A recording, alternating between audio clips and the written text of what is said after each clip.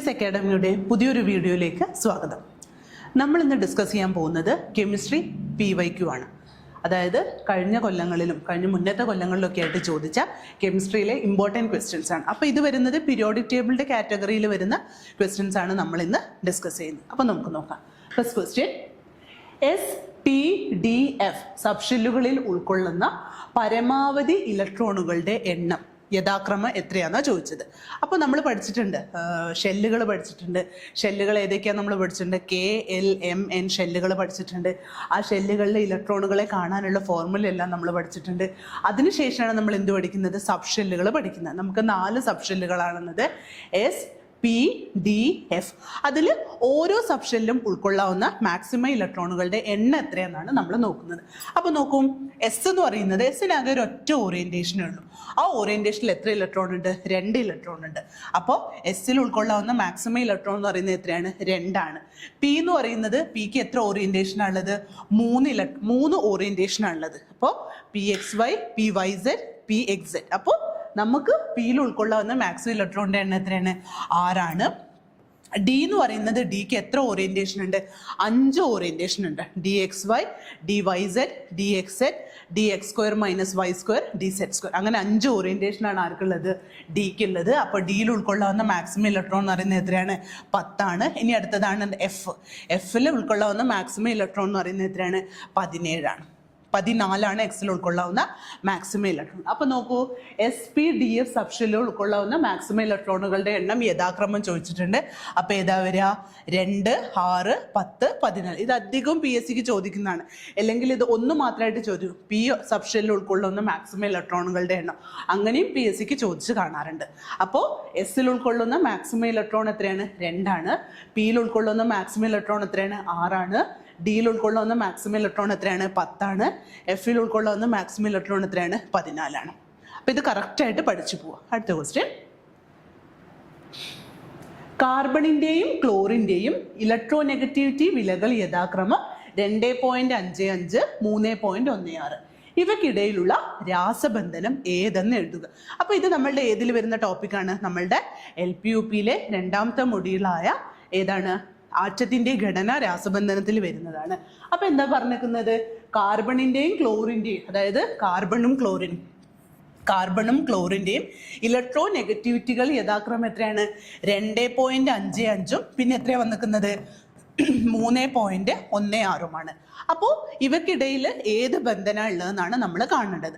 അപ്പോൾ നോക്കൂ, നമ്മൾ പഠിച്ചിട്ടുണ്ട് അല്ലേ, ഇലക്ട്രോ നെഗറ്റിവിറ്റി സ്കെയിലൊക്കെ പഠിച്ചിട്ടുണ്ട്. ലീനസ് പോളിംഗ് ആവിഷ്കരിച്ചതാണ് എന്ത്? Electro negativity scale.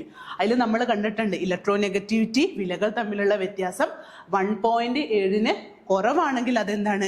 സഹസംയോജക ബന്ധനം. 1.7 കൂടുതലാണെങ്കിൽ അതെന്താണ്? അയോണിക ബന്ധനം. അപ്പോൾ നോക്കൂ, നമുക്ക് ഇത് രണ്ടും കൂടി ഡിഫറൻസ് നോക്കി നോക്കാം. 3.16 മൈനസ് 2.55 അല്ലേ? അപ്പം എത്ര വരും? 1 വരും.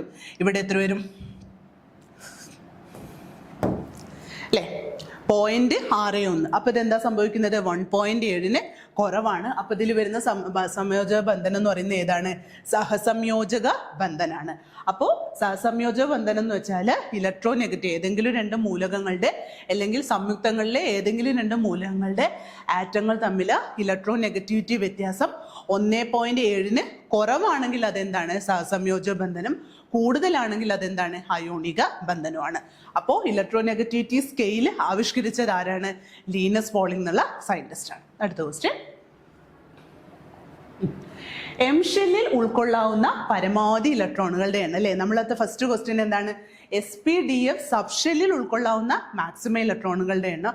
ഇവിടെ ചോദിച്ചാൽ എന്താ? M ഷെല്ലിൽ ഉൾക്കൊള്ളാവുന്ന മാക്സിമം ഇലക്ട്രോണുകളുടെ എണ്ണം അല്ലേ? അപ്പം നമുക്കറിയാം, ഒരു ആറ്റത്തിന് ചുറ്റും, ഒരു ന്യൂക്ലിയസിന് ചുറ്റും ഷെല്ലുകളുണ്ട്. ആ ഷെല്ലുകളുടെ പേരെന്തൊക്കെയാണ്? KLMN അല്ലേ? ഈ ഓരോ ഷെല്ലിലും കാണുന്ന ഇലക്ട്രോണുകളുടെ എണ്ണം കാണാനുള്ള ഫോർമുല ഏതാണ്? 2n² ആണ് അല്ലേ? അപ്പോൾ നമ്മൾ K എന്ന് പറയുന്നത് 1ാമത്തെ ഷെല്ലല്ലേ?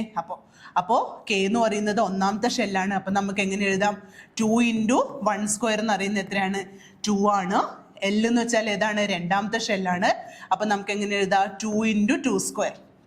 അപ്പോൾ എത്ര വന്നു? 8 വന്നു. M എന്ന് പറയുന്നത് 3ാമത്തെ ഷെല്ലാണ്. അപ്പോൾ 2 × 3². അപ്പൊ എത്ര വന്നു? 18 വന്നു. N എന്ന് പറയുന്നത് 4ാമത്തെ ഷെല്ലാണ്. അപ്പൊ എന്ത് ചെയ്തു? 2 × 4². അപ്പൊ എത്ര വന്നു? 32 വന്നു. ഇതാണ് ഓരോരോ ഷെല്ലിലും ഉൾക്കൊള്ളാവുന്ന പരമാവധി ഇലക്ട്രോണുകളുടെ എണ്ണം. നമ്മളോട് ചോദിച്ചത് M ഷെല്ലിലല്ലേ? M ഷെല്ലിൽ ഉൾക്കൊള്ളാവുന്ന പരമാവധി ഇലക്ട്രോണുകളുടെ എണ്ണം എത്രയാണ്? 18 ആണ്. അപ്പൊ നമ്മളുടെ ആൻസർ വരുന്നത് എത്രയാണ്? 18 ആണ്. അപ്പോൾ 2n² എന്നുള്ളതാണ് നമ്മളുടെ ഫോർമുല. അതായത് ഓരോരോ ഷെല്ലിലും ഉൾക്കൊള്ളുന്ന മാക്സിമം ഇലക്ട്രോണുകളുടെ എണ്ണം കാണാനുള്ള ഫോർമുലയാണ് എന്ത്? 2n².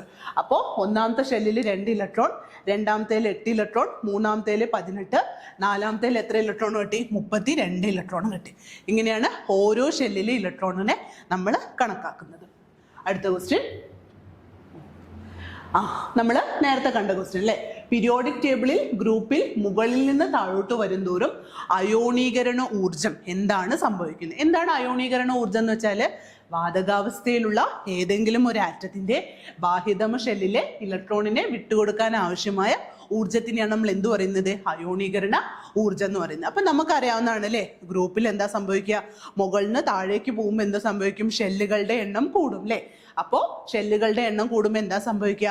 ന്യൂക്ലിയസിന് ബാഹ്യതമ ഷെല്ലിലെ ഇലക്ട്രോണിലെ അട്രാക്ഷൻ എന്താ സംഭവിക്കുക? കുറയും. ആ കുറയുന്നതോടൊപ്പം തന്നെ എന്തും കൂടി കുറയും? അയോണീകരണ ഊർജവും കൂടി കുറയുന്നു. അപ്പോൾ ഗ്രൂപ്പിൽ മുകളിൽ നിന്ന് താഴേക്ക് വരുമ്പോൾ എന്താ സംഭവിക്കുക? ഷെല്ലുകളുടെ എണ്ണം കൂടും. അവിടെ എന്താ സംഭവിക്കുക? ന്യൂക്ലിയർ ചാർജും കൂടുന്നുണ്ട്. പക്ഷേ ന്യൂക്ലിയർ ചാർജിനെക്കാട്ടും കൂടുതലായിട്ട് അവിടെ എന്താ സംഭവിക്കുന്നത്? ഷെല്ലുകളുടെ എണ്ണം കൂടുന്നതാണ് നമ്മൾ മെയിൻ ആയിട്ട് എടുക്കുന്നത്. അപ്പോൾ ഷെല്ലുകളുടെ എണ്ണം കൂടുമ്പോൾ എന്താ സംഭവിക്കുക? ന്യൂക്ലിയസിന് ബാഹ്യതമ ഷെല്ല് ഇലക്ട്രോണുള്ള ആകർഷണ ബലം എന്താ സംഭവിക്കുക? കുറയാണ് സംഭവിക്കുന്നത്. അപ്പോൾ അവിടെ എന്തും കുറയും? അയോണീകരണ ഊർജം കൂടി കുറയും. അപ്പോൾ അയോണീകരണ ഊർജം എന്ന് വെച്ചാൽ വാതകാവസ്ഥയിലുള്ള ഏതെങ്കിലും ഒരു ആറ്റത്തിന്റെ ബാഹ്യതമ ഷെല്ലിലെ ഇലക്ട്രോണിനെ വിട്ടുകൊടുക്കാൻ ആവശ്യമായ ഊർജത്തിനെയാണ് നമ്മൾ എന്ത് പറയുന്നത്? അയോണീകരണ ഊർജം എന്ന് പറയുന്നത്. അടുത്ത ക്വസ്റ്റ്യൻ, ശരിയായ പ്രസ്താവന ഏത്? നോക്കൂ, ലാന്തനോയിഡുകളിൽ അവസാനത്തെ മൂലകം ലുട്ടീഷ്യമാണ്. പിന്നെന്താ? പീരിയോഡിക് ടേബിളിൽ 3 മുതൽ 12 വരെയുള്ള ഗ്രൂപ്പിലെ മൂലകങ്ങളാണ് സംക്രമണ മൂലകങ്ങൾ. ആക്ടിനോയിഡുകൾ 7ാം പീരീഡിൽ ഉൾപ്പെടുന്നു. ലാന്തനോയിഡുകൾ റയററ്റ്സ് എന്നറിയപ്പെടുന്നു. നമ്മൾ പഠിച്ചതാണ് അല്ലേ? സംക്രമണ മൂലകങ്ങളും അവയുടെ പ്രത്യേകതകളും അല്ലേ? സംക്രമണ മൂലകങ്ങൾ എന്താണ്? 3 മുതൽ 12 വരെയുള്ള ഗ്രൂപ്പിലെ മൂലകങ്ങളെയാണ് നമ്മൾ എന്ത് പറയുന്നത്? സംക്രമണ മൂലകങ്ങൾ എന്ന് പറയുന്നത്. പിന്നെ എന്താ സംഭവിക്കുന്നത്? ഈ സംക്രമണ മൂലകങ്ങൾ അധികം എന്താണ്? നിറമുള്ള സംയുക്തങ്ങളാണ് അല്ലേ? പിന്നെ എന്താ സംഭവിക്കുന്നത്? അവയിലാണ് എന്ത് വരുന്നത്? ലാന്തനോയിഡ് സംക്രമണ മൂലകങ്ങളുടെ ഉള്ളിലാണ് നമ്മൾ അന്തസംക്രമണ മൂലകങ്ങൾ കാണുന്നത്. അതിൽ ലാന്തനോയിഡ്സ് ഉണ്ട്. ലാന്തനോയിഡ്സിൽ ലാന്തനം തൊട്ട് വരുന്ന അവസാനിക്കുന്ന മൂലകമാണ് എന്ത്? ലുട്ടീഷ്യയാണ്. പിന്നെ ലാന്തനോയിഡുകൾ എന്ന് പറയുന്നത് 6ാം പീരീഡും ആക്ടിനോയിഡുകൾ എന്ന് പറയുന്നത് എന്താ? 7ാം പീരീഡുമാണ്. അപ്പൊ ഈ തന്നിരിക്കുന്ന എല്ലാ പ്രസ്താവനയും ശരിയല്ലേ? ലാന്തനോയിഡുകളുടെ അവസാന മൂലകം ലുട്ടീഷ്യയാണ്. പീരിയോഡിക് ടേബിള് 3 മുതൽ 12 വരെയുള്ള മൂലകങ്ങളാണ് എന്ത്? സംക്രമണ മൂലകങ്ങൾ. ആക്ടിനോയിഡുകൾ 7ാം പീരീഡിലാണ്. ലാന്തനോയിഡുകളുടെ വേറെ പേരാണ് എന്ത്? റയററ്റ്സ് എന്ന് പറയുന്നത് കേട്ടോ. അപ്പൊ ഇതിലെ എല്ലാ പ്രോപ്പർട്ടീസും കറക്റ്റ് ആണ്. അടുത്തത്, ആധുനിക ആവർത്തിക പട്ടികയുമായി ബന്ധപ്പെട്ട ശരിയല്ലാത്ത പ്രസ്താവന ഏത്? എന്താണ് ആധുനിക ആവർത്തന പട്ടികയെ കുറിച്ചുള്ള ശരിയായ പ്രസ്താവന? അപ്പൊ നമുക്കറിയാം ആധുനിക ആവർത്തന, അതായത് നമ്മളിപ്പോൾ യൂസ് ചെയ്യുന്ന പീരിയോഡിക് ടേബിൾ ആവർത്തന പട്ടിക എന്ന് പറയുന്ന ആരതാണ്? ഹെൻറി മോസ്ലിയിലാണ് അല്ലേ? ഹെൻറി മോസ്ലി ആവർത്തന പട്ടിക ഉണ്ടാക്കിയത് എന്തിന്റെ ബേസിലാണ്? അറ്റോമിക് നമ്പറിന്റെ അടിസ്ഥാനത്തിലാണ് ഹെൻറി മോസ്ലി ആവർത്തന പട്ടിക ഉണ്ടാക്കിയത്. അതിന് തൊട്ടു മുന്നേ ഒരു പട്ടിക രൂപത്തിൽ നിന്ന് എഴുതിയ ആളാണ് അത് മെന്റലീഫ് അല്ലേ? 1869 കാലഘട്ടത്തിലാണ് മെന്റലീഫ് പീരിയോഡിക് ടേബിൾ ഉണ്ടാക്കിയത്. അത് എന്തിന്റെ ബേസിലാണ്? ആറ്റോമിക മാസിന്റെ അടിസ്ഥാനത്തിലാണ്. അപ്പൊ നോക്കൂ, ഇവിടെ എന്താ പറയുന്നത്? ആധുനിക ആവർത്തന പട്ടികയുടെ പിതാവ് ഹെൻറി മോസ്ലിയാണ്. അത് കറക്റ്റ് ആണ് അല്ലേ? പിന്നെന്താ പറഞ്ഞത്? ആധുനിക ആവർത്തന പട്ടികയുടെ പിതാവ് മെന്റലീഫ് ആണ്. ആണോ? അല്ല. ആധുനിക ആവർത്തന പട്ടികയുടെ പിതാവ് എന്ന് പറയുന്നത് ആരാണ്? ഹെൻറി മോസ്ലിയാണ്. അടുത്തത്, ആധുനിക ആവർത്തന പട്ടികയിൽ മൂലകങ്ങളെ അറ്റോമിക മാസിന്റെ ആരോഹണ ക്രമത്തിൽ വർഗീകരിച്ച അറ്റോമിക മാസ് ആണോ? അല്ലല്ലേ? അറ്റോമിക മാസ് എന്നുള്ളത് തെറ്റാണ് അല്ലേ? അപ്പൊ ഈ പ്രോപ്പർട്ടി തെറ്റാണ്. അടുത്ത എന്താ പറഞ്ഞേക്കുന്നേ? ആധുനിക ആവർത്തന പട്ടികയിൽ മൂലകങ്ങളെ അറ്റോമിക നമ്പറിന്റെ ആരോഹണ ക്രമത്തിൽ വർഗീകരിച്ചിരിക്കുന്നു. അപ്പൊ അത് ശരിയാണ് അല്ലേ? അപ്പൊ ഇതിലെ ഓപ്ഷൻ ഏതാ വരിക? ബന്ധപ്പെട്ട ശരിയല്ലാത്ത പ്രസ്താവനകളാണ് ചോദിച്ചത്. ശരിയല്ലാത്ത പ്രസ്താവനകൾ ഏതൊക്കെയാ? 2ഉം 3ഉം ആണ്. നമ്മൾ പെട്ടെന്ന് ശരിയായത് എഴുതുന്ന് വെച്ചിട്ട് 1ഉം 4ഉം അങ്ങ് എഴുതി വെക്കും. പക്ഷെ നമ്മളോട് ചോദിച്ചത് എന്താ? ശരിയല്ലാത്ത പ്രസ്താവന ഏതെന്നാണ് നമ്മളോട് ചോദിച്ചത്. പിന്നെ ഇതിൻ്റെ കൂടെ തന്നെ നമ്മൾ പഠിക്കുന്ന കാര്യങ്ങളാണ് തൃകങ്ങൾ എന്നുള്ള കൺസെപ്റ്റ് കൊണ്ടുവന്ന ഡൊബറൈനറും പിന്നെ അതേപോലെ തന്നെ അഷ്ടക നിയമം കൊണ്ടുവന്ന ന്യൂലാൻഡ്സും ഒക്കെ ഇതിൻ്റെ കൂടെ നമ്മൾ പഠിക്കേണ്ട ടോപ്പിക്കുകളാണ്. അടുത്ത ക്വസ്റ്റ്യൻ, ഒരു ഏഷ്യൻ രാജ്യത്തിന്റെ പേര് നൽകിയിരിക്കുന്ന ആവർത്തന പട്ടികയിലെ ഒരേ ഒരു മൂലകം അല്ലെ? ആവർത്തന പട്ടികയിൽ പുതുതായിട്ട് 4 മൂലകങ്ങൾ കണ്ടെത്തിയിട്ടുണ്ട് അല്ലെ? ഏതൊക്കെയാണ് മൂലകങ്ങള്? നിഹോണിയ ഉണ്ട്, പിന്നുള്ളത് ഏതാണ്? Nihonium, moscovium, tennessine, oganesson. ഇതാണ് നമ്മൾ പീരിയോഡിക് ടേബിളിൽ പുതുതായി കണ്ടെത്തിയ 4 മൂലകങ്ങൾ. ഏതൊക്കെയാണ്? നിഹോണിയം, മോസ്കോവിയം, ടെന്നിസൺ, ഓഗനസൺ അല്ലെ? ഏറ്റവും ലാസ്റ്റ് വരുന്ന മൂലകമാണ് എന്ത്? ഓഗനസൺ. അതൊരു സയന്റിസ്റ്റിന്റെ പേരാണ്. യൂറി ഓഗനസൺ എന്നുള്ള സയന്റിസ്റ്റിന്റെ പേരിലാണ് ആ മൂലകത്തിന് പേര് കൊടുത്തത്. നിഹോണിയത്തിന്റെ പ്രത്യേകത എന്ന് വെച്ചാൽ നമ്മൾ ഏഷ്യൻ രാജ്യമായ ജപ്പാനിന്ന് കണ്ടെത്തിയ മൂലകമാണ് ഇത് നിഹോണിയം. അപ്പൊ എന്താണ്? ഒരു ഏഷ്യൻ രാജ്യത്തിന്റെ പേര് നൽകിയിരിക്കുന്ന മൂലകം എന്ന് പറയുന്നത് ഏതാണ്? നിഹോണിയാണ് അല്ലെ? ഇവിടെ ഓപ്ഷനിൽ ഇന്ത്യ എന്നൊക്കെ കൊടുത്തിട്ടുണ്ട്. അപ്പൊ ഏഷ്യൻ രാജ്യം എന്നുള്ള ഇന്ത്യ എന്നുള്ളതിലൊന്നും എഴുതി പോകണ്ട. ഓക്കെ, അപ്പോ നിഹോണിയാണ് എന്ത്? നമ്മളുടെ ഒരു ഏഷ്യൻ രാജ്യത്തിന്റെ പേര് നൽകിയിരിക്കുന്ന ആവർത്തന പട്ടികയിലെ ഒരേ ഒരു മൂലകം അല്ലെ? ഉദയസൂര്യന്റെ നാട് എന്നറിയപ്പെടുന്ന ജപ്പാന്റെ പേര് നൽകിയിരിക്കുന്ന മൂലകമാണ് എന്ത്? നിഹോണിയം എന്നുള്ളത്. പിന്നെ അതേപോലെ തന്നെ മോസ്കോ എന്നുള്ളത് റഷ്യയിലാണ്. ടെന്നിസ് എന്ന് പറയുന്നത് എന്താണ്?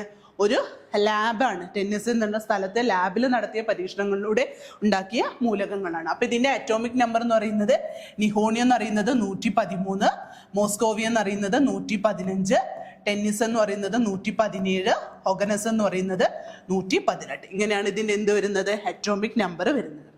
അപ്പോൾ ഒരു ഏഷ്യൻ രാജ്യത്തിന്റെ പേര് നൽകിയിരിക്കുന്ന ആവർത്തന പട്ടികയിലെ ഒരേ ഒരു മൂലകം എന്ന് പറയുന്നത് ഏതാണ്? നിഹോണിയമാണ് കേട്ടോ. അടുത്ത ക്വസ്റ്റ്യൻ, ശരിയായ പ്രസ്താവന ഏത്? ഫസ്റ്റ് ക്വസ്റ്റ്യൻ എന്താ? ഒരു ഗ്രൂപ്പിൽ താഴേക്ക് വരുന്തോറും ആറ്റത്തിന്റെ വലിപ്പം കൂടുന്നു. നമ്മൾ നേരത്തെ കണ്ടതാണ് അല്ലെ? ഒരു ഗ്രൂപ്പിൽ മുകളിൽ നിന്ന് താഴേക്ക് വരുമ്പോൾ എന്താ സംഭവിക്കുന്നത്? ഷെല്ലുകളുടെ എണ്ണം കൂടുന്നു. അപ്പൊ എന്താ സംഭവിക്കുന്നത്? ആറ്റത്തിന്റെ വലിപ്പം കൂടുന്നു. അടുത്ത ക്വസ്റ്റ്യൻ എന്താ? ഒരു പീരീഡിൽ ഇടത്തു നിന്ന് വലത്തോട്ട് പോകും തോറും ലോഹ സ്വഭാവം കൂടുന്നു.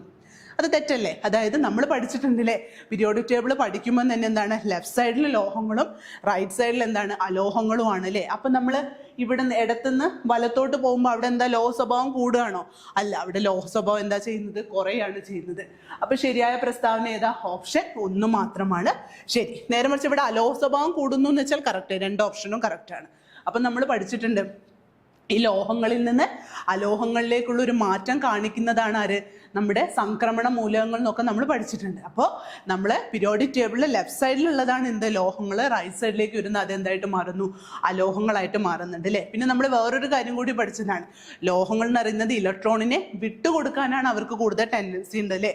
അലോഹങ്ങളാണെങ്കിൽ എന്താണ്? ഇലക്ട്രോണുകളെ സ്വീകരിക്കാനുള്ള ടെൻഡൻസിയാണ് അവർക്ക് കൂടുതൽ. അപ്പൊ ഇവിടെ വന്നാൽ ഗ്രൂപ്പിൽ താഴേക്ക് വരുന്തോറും ആറ്റത്തിന്റെ വലിപ്പം എന്താ സംഭവിക്കുക? കൂടുകയാണ് ചെയ്യുന്നത്. പിന്നെ ഒരു പീരീഡിൽ ഇടത്തു നിന്ന് വലത്തോട്ട് പോകുമ്പോൾ എന്താ സംഭവിക്കുക? ലോഹ സ്വഭാവം കൂടുന്നു എന്നുള്ളത് തെറ്റാണ്. ലോഹ സ്വഭാവം കുറയാണ് ചെയ്യുന്നത്. അവിടെ എന്താ സംഭവിക്കുന്നത്? അലോഹങ്ങളാണ് അവിടെ ഉണ്ടാവുന്നത് കേട്ടോ. അടുത്തത്, ആധുനിക പീരിയോഡിക് നിയമം ആവിഷ്കരിച്ചത് ആര്? ആരാണ് ആധുനിക പീരിയോഡിക് നിയമം ആവിഷ്കരിച്ചതെന്നാണ് അത് നമുക്കറിയാവുന്ന അല്ലേ? ആധുനിക പീരിയോഡിക് ടേബിൾ കണ്ടെത്തിയ ആൾ തന്നെയാണ് എന്ത് സംഭവിച്ചിട്ടുണ്ടാവുക? ആധുനിക പീരിയോഡിക് നിയമം ആവിഷ്കരിച്ചത്. എന്താ ഈ പീരിയോഡിക് നിയമം എന്ന് പറയുന്നത്? അതായത് ഒരു മൂലകത്തിന്റെ രാസഭൗതിക ഗുണങ്ങൾ എന്ന് പറയുന്നത് അതിന്റെ അറ്റോമിക് നമ്പറിന്റെ ആവർത്തന ഫലങ്ങളാന്ന് പറയുന്നത് ആരാണ്? ആവർത്തന ഫലങ്ങളാന്ന് പറയുന്നതാണ് എന്ത്? പീരിയോഡിക് നിയമം. അങ്ങനെയുള്ള ആധുനിക പീരിയോഡിക് നിയമം ആവിഷ്കരിച്ചത് ആരാണ്? ഹെൻറി മോസ്ലെയാണ്. അതേപോലെ തന്നെ നമുക്ക് എപ്പോഴും കൺഫ്യൂഷൻ വരുന്നത് ആരായിരിക്കും? ഹെൻറി മോസ്ലിയും അതേപോലെ മെൻഡലിയഫ് ആണ്. മെൻഡലിയഫ് എന്ത് കണ്ടെത്തിയിട്ടുണ്ട്? പീരിയോഡിക് നിയമം കണ്ടെത്തിയിട്ടുണ്ട് അല്ലെ? മൂലകങ്ങളുടെ രാസഭൗതിക ഗുണങ്ങൾ ആറ്റോമിക മാസിന്റെ ആവർത്തന ഫലങ്ങളാണ് കണ്ടെത്തിയ ആളാണ് നമ്മുടെ മെൻഡലിയഫ്. ആറ്റോമിക് നമ്പർ ആവുമ്പോൾ അതാണ് വരുന്നത്. ഹെൻറി മോസ്ലിയാണ്. പിന്നെ ഡൊബറൈനറും ന്യൂലാൻഡ്സും ഞാൻ കുറച്ച് മുന്നേ പറഞ്ഞു. ഡൊബറൈനർ എന്താ കണ്ടത്? തൃകങ്ങൾ എന്നുള്ള കൺസെപ്റ്റ് ആണ്. ന്യൂലാൻഡ്സ് ആണ് എന്ത് കൊണ്ടുവന്നത്? അഷ്ടക നിയമം കൊണ്ടുവന്നത് ന്യൂലാൻഡ്സ് ആണ്. അടുത്തത്, മൂലകങ്ങൾക്ക് പേര് നൽകുന്ന സംഘടന ഏത്? അല്ലെ? ഇങ്ങനത്തെ ഒരു ക്വസ്റ്റ്യൻ PSCക്ക് ചോദിച്ചതാണ്. അപ്പോൾ നമ്മൾ ജനറൽ PSCക്ക് ആണെങ്കിലും LPUPക്ക് ആണെങ്കിലും ഒക്കെ വരുന്നൊരു ക്വസ്റ്റ്യൻ ആണ് ഇതല്ലേ. മൂലകങ്ങൾക്ക് പേര് നൽകിയ സംഘടന ഏതാ? അതിലെ മൂലകങ്ങൾക്ക് പേര് നൽകിയ സംഘടന നമ്മൾ എപ്പോഴും ഇതിൽ കാണുന്നതാണ് അല്ലേ, IUPAC. എന്താ IUPAC എന്ന് പറഞ്ഞാൽ? International union for International Union of Pure and Applied Chemistry. Pure and Applied Chemistry. International Union of Pure and Applied Chemistry. അതാണ് എന്ത് IUPACന്റെ full name. International Union of Pure and Applied Chemistry, IUPAC. Okay. IUPACയുടെ ആസ്ഥാനം എന്ന് പറയുന്നത് സ്വിറ്റ്സർലാൻഡിലെ സ്യൂറിച്ചിലാണ്. IUPACന്റെ ആസ്ഥാനം. ഈ IUPAC തുടങ്ങിയ വർഷം എന്ന് പറയുന്നത് ഏകദേശം 1919 കാലഘട്ടത്തിലാണ് IUPAC പ്രവർത്തനം ആരംഭിച്ചത്. അപ്പോൾ നമ്മുടെ മൂലകങ്ങൾക്കൊക്കെ പേര് നൽകിയിരിക്കുന്ന ഒരു സംഘടന എന്ന് പറയുന്നത് ഏതാണ്? IUPAC ആണ്. International Union of Pure and Applied chemistry എന്നതാണ് IUPACന്റെ ഫുൾ നെയിം. അപ്പോൾ ഇത്രയും കാലം നമ്മൾ ഇത്രയും നേരം ഡിസ്കസ് ചെയ്തത് കെമിസ്ട്രിയിൽ എക്സാമിന് ചോദിച്ച ക്വസ്റ്റ്യൻസ് ആണ്. ഇതുവരെ നടന്ന കെമിസ്ട്രി റിലേറ്റഡ് ചെയ്ത എക്സാമിന് ചോദിച്ച ക്വസ്റ്റ്യൻസ് ആണ്.